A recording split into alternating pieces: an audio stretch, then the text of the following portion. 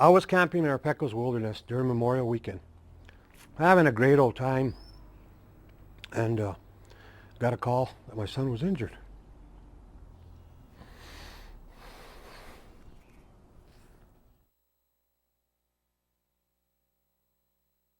The mission that we were anticipating we were going to get that day wasn't customary. It wasn't the type of mission that we generally do. It was a very unique mission in the sense that it was a rare daylight raid.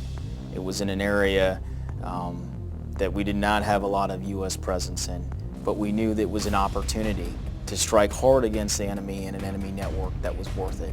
I mean, we were all really pumped up about it because it seemed like there was going to be action happening.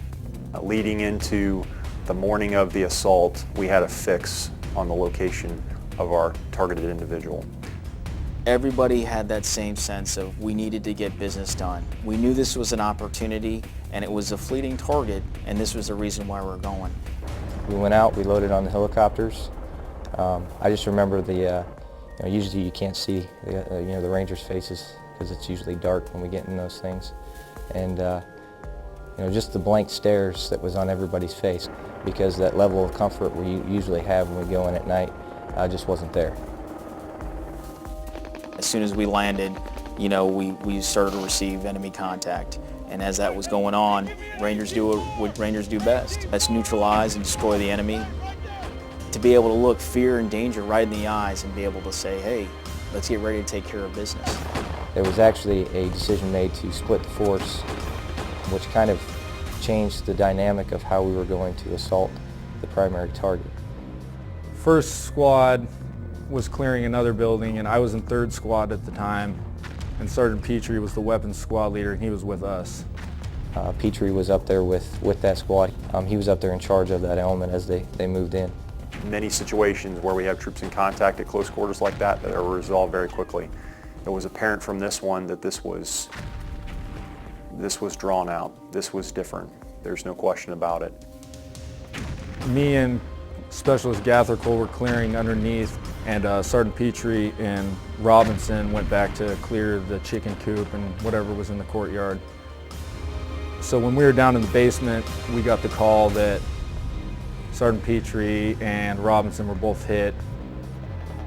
We were actually back clearing into the compound, and I remember seeing the guy out of my peripheral vision. Two guys with AKs at their hip, just spraying, and one happened to strike me right in the thighs. And I didn't know I was hitting both thighs, but it hit my left thigh.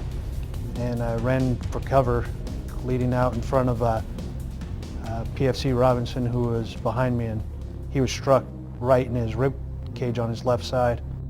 I got out there first. I noticed that Petrie was shot through the legs, and Robinson was laid out on the ground, and I immediately took out a tourniquet because I was going to throw that on Sergeant Petrie's legs. And then that's when a grenade came over the wall, and that kind of blasted me and Robinson, and that's where I got knocked out. Sergeant Roberts and Specialist Gathercole came out, and they started engaging those two guys that were throwing the grenade. And then Specialist Gathercole was shot. When I came in the front door of this compound where they're at, I see Staff Sergeant Roberts dragging another one of our guys into the back door. And there's like a trail of blood. He's all bloody all over his face. I said, who's this? And he's like, it's Gator. I'm like, all right, what do we got? He's like, we got 4 Eagles wounded. They're getting ready to put them on the litter. And I asked the medic, I said, hey doc, do we need to put his helmet on for transport? At the same time, it was Sergeant Bates, our company senior medic, looked up at me and just kind of went like, hey, this guy's not going to make it. When I turned around, and another grenade was pretty much right behind me and Robinson, and we were looking this way shooting at this guy, and the grenade landed right there, and Sergeant Petrie lunged for it. He grabbed it and was throwing it around the wall, and I saw it go off, and then he came back and his hand was gone. I could tell you that what kind of went through my mind, and if I could kind of show you with the prosthetic that I have. Yeah. This thing comes off, but it was literally just cut right off at the wrist. There was a little bit of meat skirt, so to speak, for lack of better words, hanging around the edges, and it was oozing. I could see the radius and the ulna bone sticking up maybe about a ½ inch.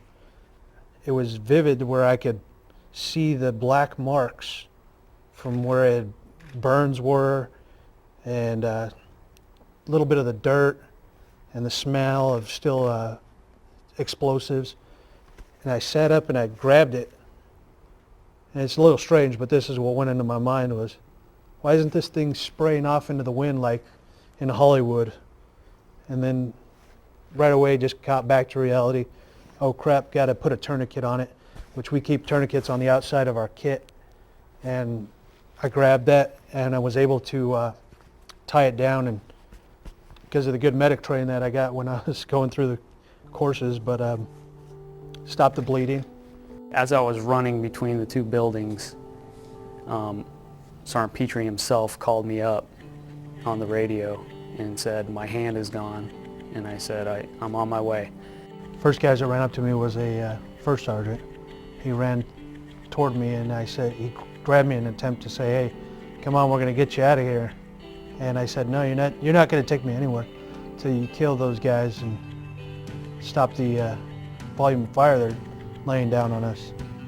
Just the fact that he was still throwing grenades at the enemy, that's awesome right there. The younger guys next to me were kind of still in shock and awe, so maintaining control, maintaining awareness, trying to remain calm so that they stay calm, radioed up the status and, "Hey, you guys okay?" And just making sure that staying in control of the situation. Really, when I went back and I looked at what happened, I think he saved my life twice, really. Definitely with the grenade that was behind me. It is very awe-inspiring when you hear about a guy that doesn't think about it, and it goes back to that same thing that I would say, in our creed, never leaving a fallen comrade. To be in a position where, you're kind of pinned down, you're receiving direct fire, you're under, attack from enemy grenades, and when you're faced with a situation that's dangerous like that a Ranger will take his safety, put it aside, and execute without even action, without any guidance, to save 2 other Rangers, that is very powerful. Finally, the service of Leroy Petrie speaks to the very essence of America. That spirit that says no matter how hard the journey, no matter how steep the climb, we don't quit. We don't give up. Leroy lost a hand, and those wounds in his legs sometimes make it hard for him to stand. But he pushes on and even joined his fellow Rangers for a grueling 20-mile march. He could have focused only on his own recovery, but today he helps care for other wounded warriors, inspiring them with his example. Given his wounds, he could have retired from the Army with honor, but he chose to re-enlist. This is the stuff of which heroes are made. This is the strength, the devotion that makes our troops the pride of every American. And this is the reason that, like a soldier named Leroy Petrie, America doesn't simply endure, we emerge from our trials stronger, more confident, with our eyes fixed on the future. Our heroes are all around us, saluting one of those heroes, Leroy Petrie.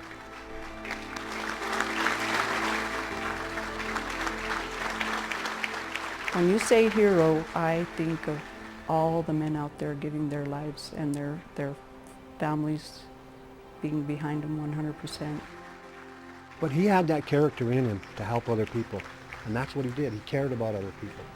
So at the time what he did, he knew, I think he was really, like he had told me before, "Dad, I was doing my job. I was taking care of my fellow soldiers."